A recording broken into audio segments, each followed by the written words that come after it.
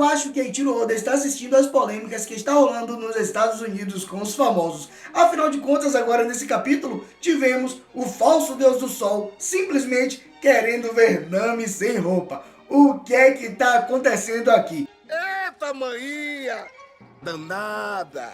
Além disso, parece que esse gigante não tem nada a ver com aquela pessoa que tinha dito alguns capítulos atrás que estava esperando os chapéus de palha em Elbaf. Então, quem será essa pessoa misteriosa e quem é esse gigante? Afinal de contas, foi revelado agora nesse capítulo a sua verdadeira identidade. E é sobre isso que eu vou falar para vocês. Mas antes, salve piratas e marinheiros, Salmo Souza na área. E aí, como é que vocês estão? Eu espero que todos vocês estejam muito bem e já aproveita para deixar aquele likezão, se inscrever no canal e ativar o sininho, porque isso nos ajuda bastante. Além disso, aproveita também e curte o vídeo e hypa ele aí, porque isso faz com que ele seja divulgado para mais pessoas. Então, agora que você fez tudo isso, vem com o pai e bora para o capítulo narrado.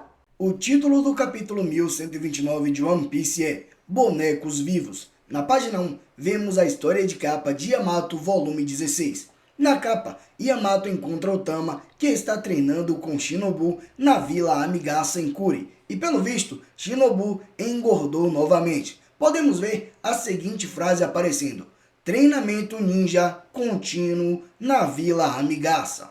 Na página 2, vemos a nota inicial do editor que diz assim: caos desce sobre o mundo. Isso está referindo-se claramente ao diorama feito pelo gigante. O capítulo começa onde o último parou, com o gigante correndo atrás do chapéu de palha. Enquanto isso, os cidadãos veem o fogo pelas rachaduras do vidro e entram em pânico. O deus do sol fica furioso e diz: como vocês ousam arruinar o meu quarto? Não, meu templo! E machucar meus animais? Não, meus servos! Vocês vão pagar por isso, bonecos vivos. Na página 3, Nami diz: esse cara é muito assustador.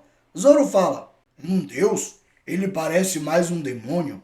O Sop diz: ali está a cidade. Será que vamos ficar bem com todos esses solavancos?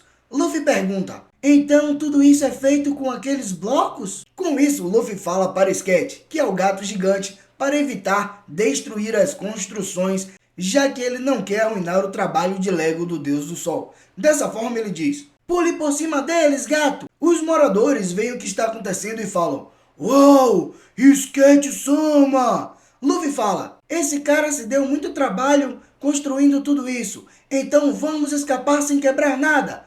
Mas o gato ainda está danificando tudo em seu caminho. Na página 4 e 5, o falso Deus do Sol diz: espere, Scat! Por que você está ajudando eles? O Sop fala: com esse gato como nossa montaria, sairemos daqui em alguns momentos. Luffy diz: mas ainda continua sem fim. Zoro responde: mesmo que este lugar pareça vasto à primeira vista, do ponto de vista de um gigante, ainda é apenas uma sala. Chopper diz: não é mesmo. Sanji fala: revestindo este lugar com espelhos de todas as direções, faz parecer que este lugar continua infinitamente. Vemos que Nami memorizou o mapa e o jogou fora. Então ela diz: se vocês prestarem atenção, as nuvens são só algodão colocados no teto. Tudo o que temos a fazer é seguir em linha reta. Já estamos na metade do país. Vemos todo o mapa da sala do Deus do Sol. O diorama ocupa 2/3 do local e o templo do Deus do Sol, onde a mesa de madeira gigante fica, ocupa 1/3.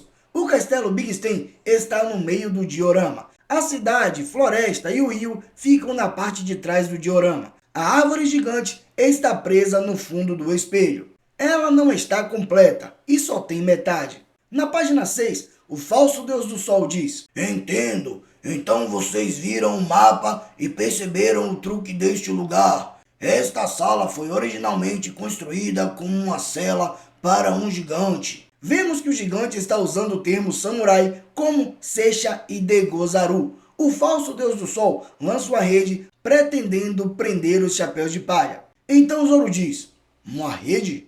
Sanji fala: esse cara, ele não está usando linguagem de samurai? Mas você vê, esta sala foi originalmente construída como uma prisão para qualquer tipo de gigante. E se eles chegarem ao outro lado do diorama, será apenas um beco sem saída. O falso Deus do Sol então ri. Defufufufu. Na página 7, os cidadãos do diorama ficam perplexos ao ver Sketch preso na rede e com pessoas montadas em suas costas. Mas Zoro e Sanji a quebram com facilidade. Zoro então diz, apresse-se. E Sanji fala, e continue andando. Assim podemos ver o gato pulando para fora da rede e voltando a correr. Na página 8, o falso deus do sol fica surpreso ao ver que eles quebraram o arame metálico da rede. Então ele diz, mas ainda é inútil. Há um feroz Deus ouvido à frente do seu caminho. Os cidadãos falam, Deus Sol, na verdade sobre o Deus ouvido, devido a razões desconhecidas, ele foi completamente queimado até a morte. Encontrou um fim trágico e sinistro. Além disso, tivemos o estranho caso do céu com rachaduras. Hoje foi realmente um dia amaldiçoado. Com isso, podemos ver o esqueleto do Deus do ouvido caído no chão. Na página 9, o falso Deus do Sol fica chocado novamente e vê o esqueleto do Deus da Orelha na floresta. Seu verdadeiro nome era Glutobane, que significa mais ou menos coelho feroz carnívoro. O falso Deus do Sol ri e fala, Defu, meu querido precioso, mas assim é como o mundo deveria ser. Uma sinopse da história está se desenvolvendo neste jardim em miniatura fechado. O falso Deus do Sol se diverte com os chapéus de palha, então ele volta a falar. Neste mundo que criei, agora existe o mal e também heróis. Na página 10, o falso Deus do Sol continua falando.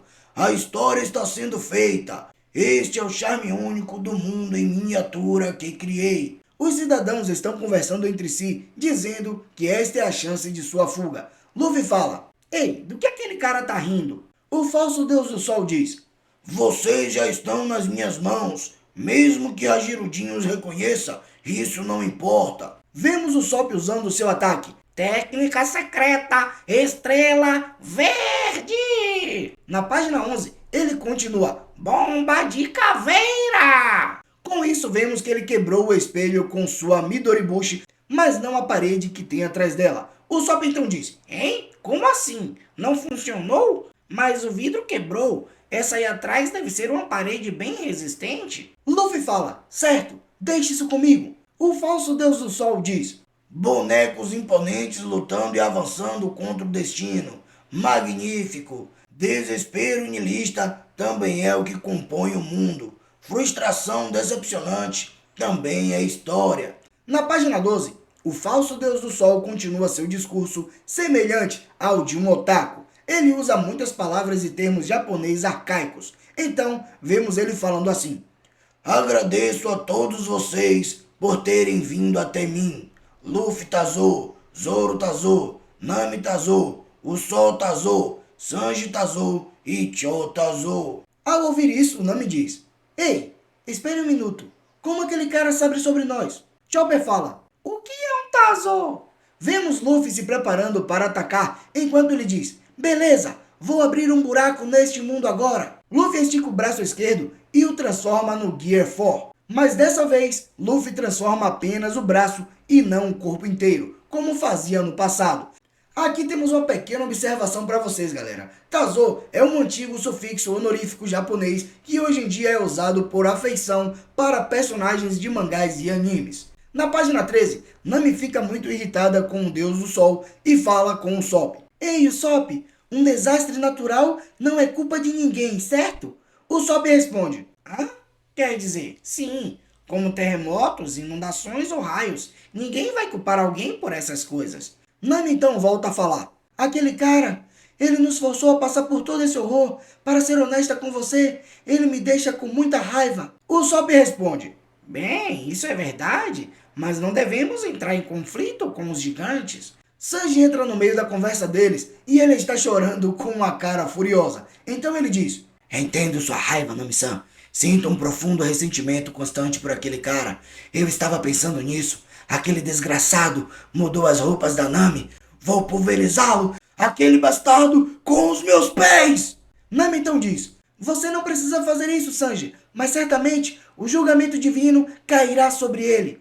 A cena muda e começa um flashback do gigante mostrando pouco antes do presente. Descobrimos que o Deus do Sol, na verdade, é Rod. o navegador dos novos piratas guerreiros gigantes liderados por Hajirudin. Vemos que o Corvo Mugen levou sangue para Rod. Assim, vemos Rod falando: Mugen, o que você trouxe para mim hoje de novo? Ei, esses são os piratas do Chapéu de Palha. Os piratas guerreiros gigantes acabaram de sair para pegá-los. Então, galera, com a revelação da identidade desse gigante, fica claro que ele não será o vilão principal de Elbaf. Se é que vai ter um vilão mesmo e não vai ser um arco de transição. Porém, a gente tinha visto alguns capítulos atrás um personagem entrando em cena dizendo que estava esperando pelos Chapéus de Palha. Por isso, fica a dúvida, quem é ele? Será que é Chique? Será que foi Jaguar de Sal? Será que vai ser um novo vilão? Será que vai ser Loki? Fica essa questão, não dá para decifrar ainda, o jeito é esperar um pouco mais. Nem sabemos se esse cara na verdade é um gigante, pode ser até uma pessoa normal, como por exemplo Scopper Gaban. Além disso, talvez vocês não saibam, mas Rod já tinha aparecido na capa do capítulo 898, que faz parte de uma das histórias de capa da Frota dos Chapéus de Palha. Ou seja, se Rod era um membro da tripulação dos novos piratas gigantes liderados por Hajirudin, significa que provavelmente ele é mais fraco do que o próprio Hajirudin. E como Hajirudin é muito mais fraco do que Luffy, então não faz sentido realmente que Rod seja o vilão principal de Elbaf. Na página 14, Rod continua: Eles estão desacordados? Parecem estar dormindo profundamente. Não me diga que a viagem deles para Egghead foi pela área do gás sonífero. Rod lembra do momento em que Hajirudin decidiu se tornar parte da grande frota dos Chapéus de Palha. Assim podemos ver ele rindo. Defufufufu, nunca fiquei feliz com aquele idiota do Hajirudin me tornando subordinado desse cara também.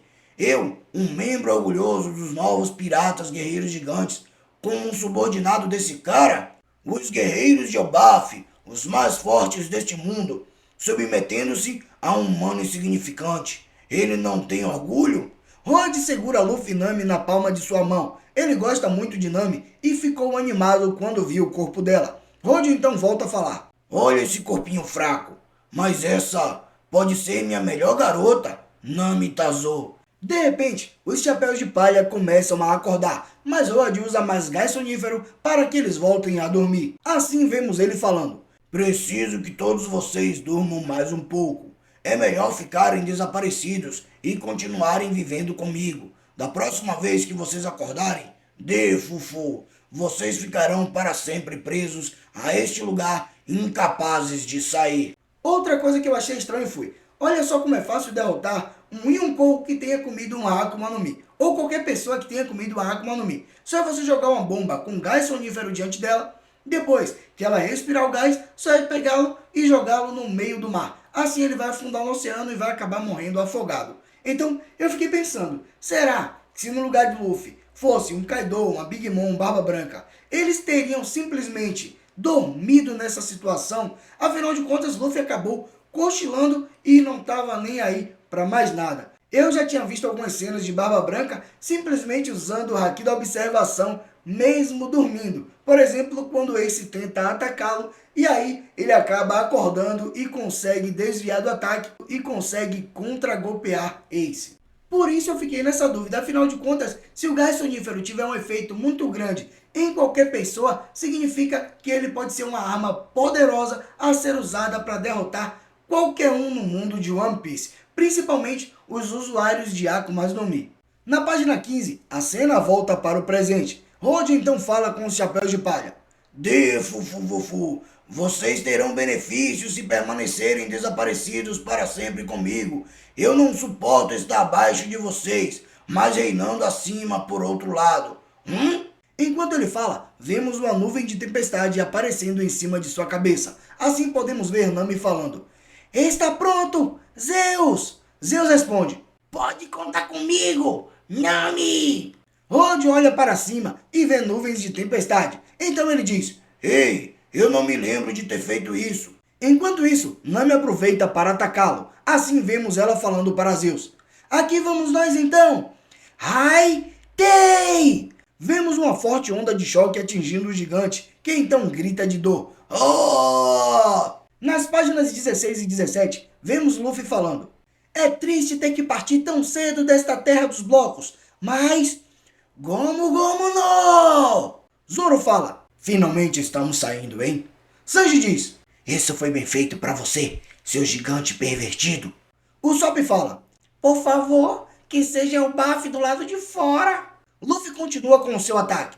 Kong Gun! O soco gigante de Luffy destrói a parede e a tripulação dos Chapéus de Palha pula para fora junto com o Sketch. No painel final do capítulo, Luffy sorri quando vê o lado de fora. Usopp então diz, Aí sim, finalmente estamos do lado de fora. assim vemos Luffy maravilhado com o que vê, apenas falando, uau! Na nota final do editor aparece a seguinte frase, o que ele vê além. Fim do capítulo, sem pausa na próxima semana. Eu sei que esse capítulo não foi lá aquelas mil maravilhas, afinal de contas, estamos no começo de um arco. Mas ainda assim, vamos esperar pelos próximos capítulos, afinal de contas, estamos na expectativa para ver o Usopp mitando em algum deles. De todo modo, galera, eu espero que vocês tenham gostado desse vídeo aqui, porque eu fiz com muito amor e carinho para todos vocês. Portanto, por enquanto isso é tudo. Eu fico por aqui, um abraço e fica com Deus.